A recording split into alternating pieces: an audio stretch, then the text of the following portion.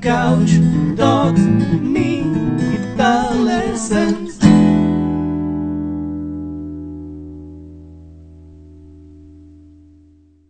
Hey there, Lick and Riffers, how are you doing? Welcome to another awesome lesson right here on Lick and Riff. In this video, I'm going to teach you fingerstyle chord shapes. What do I mean by fingerstyle chord shapes? I mean that in fingerstyle, because you choose the strings you're playing, you don't really have to play the whole chord all the time. The simplest example I can give is E minor. Most of the time in fingerstyle, you don't have to play this E minor, you can play this E minor, strings 1, 2, 3, and 6. And if we're on E minor, because we have the open 6th string, we can use all of the shapes of E minor throughout the neck. We can play 12, 12, and 12, which is an octave above the open 1st, 2nd, and 3rd strings. We can use 7, 8, and 9, okay, on strings 1, 2, and 3. And we can use the D minor shape on 3, 3, 5, 4. Okay, so for E minor, we have everything but this. Okay, we can use this, of course, but most of the time, as I told you, we're playing the open strings, strings 1, 2, 3, and 6. Now, the same goes for G. You don't have to put this whole contraption on. You can just place the finger on the 6th string, on 3, and play strings 2, 3, 4, and 6. And better yet, you can use the thumb for that. And you have your fingers free for soloing. And actually, this is kind of the beginner G chord in fingerstyle. There's another one, which is this. Okay? This is based on the barred chord.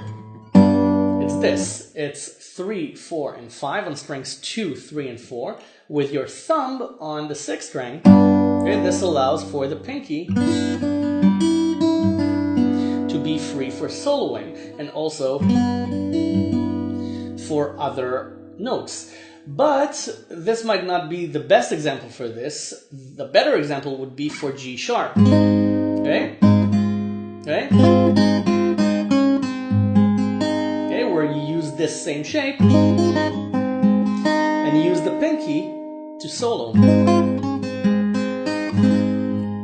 Okay, but let's go back to G because there's a really interesting G chord I want to show you first, which is kind of a soloing G chord. Use your 2nd and 3rd fingers for 3 and 3 on strings 2 and 6. Okay, this. To leave your 1st and 4th fingers, the forefinger and the pinky, the little finger, free for soloing on 2 and 4 on strings 3 and 4.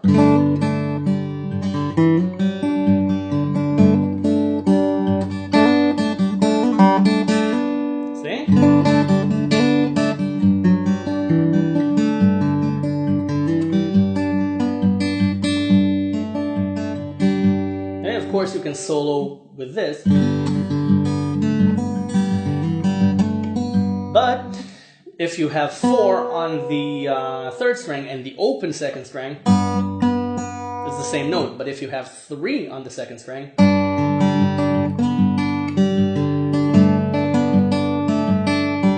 you get fingerstyle. Okay, you start to get that wholesome sound. Now, the widespread sound, I mean, not wholesome sound. This is also a wholesome sound. Yeah, definitions in music.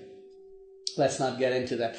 Now, for A minor, for example, you have the open A string and you have 5, 5, and 5 on strings 1, 2, and 3. Of course, you also have A major with 6 on the 3rd string, 5, 5, and 6. And you can also do this. 5, 6, and 7 on strings 2, 3, and 4 with the open 5th string. And again, it's the same thing as this shape, only with the open A bass. You can put the thumb on the 6th string on 5, but why? You have the open 5th string. And again, this enables you to solo, and you can slide the whole chord.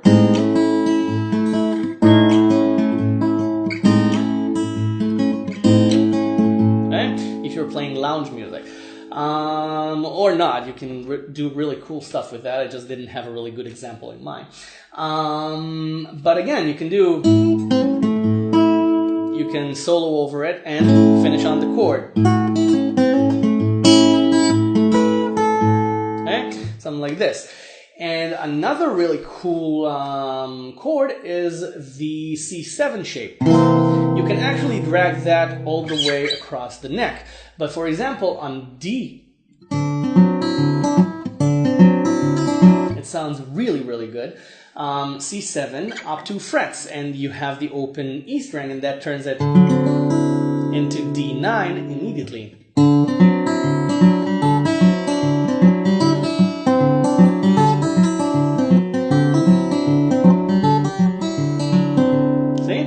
You can solo over it with 1 or 2 fingers. Just let go of them and then bring them back into the chord. This is not a lesson for examples, musical examples. I'm just showing you the shapes. Now you have the minor 7 shape like this, which is one of the most beautiful chord shapes, because this is a minor chord and this is the minor note, but this is barred. So you can use this. This is a terrific chord. Okay? Bar anywhere you want, and the pinky on 3 frets upward on the 2nd string. For example, in B minor, it's 7 and 10 on the 2nd string. And you can play strings 2, 3, 4, and 6. That way you have the 7th here as well. But this is why we need this shape. Because if we play this, we don't have this sound in there, and if we have this, then we have both of them. We have both of these notes inside the same chord. So it's the first finger anywhere on the E string, and the rest of the fingers 2 frets upward on strings 2, 3, and 6. This is B minor, so it's 5 and 7s. And for G minor, 7, actually, G minor 7, I forgot the 7, sorry, it would be 1 and 3s. And for A minor 7, it would be 3 and 5s. Or, with the open A string, you can do it like this. Okay,